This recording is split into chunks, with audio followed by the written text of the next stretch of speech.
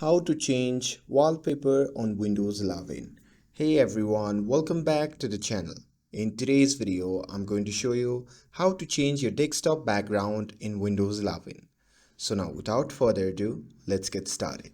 So for this, I will show you two different ways to do it. So the first way is to click on the start menu down at the bottom and then click on the settings icon to open up your settings. Now from there, look on the left hand side and click on Personalization.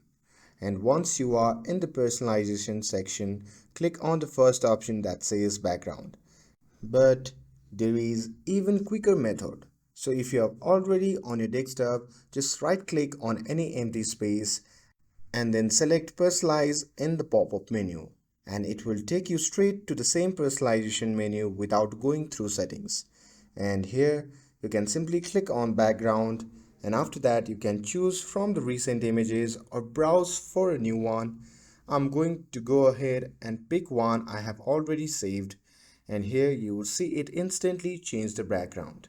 And that's all there is to it. With this, if you found this video helpful, then don't forget to like, share and subscribe to get updated for more videos. Thanks for watching, and I'll see you in the next video.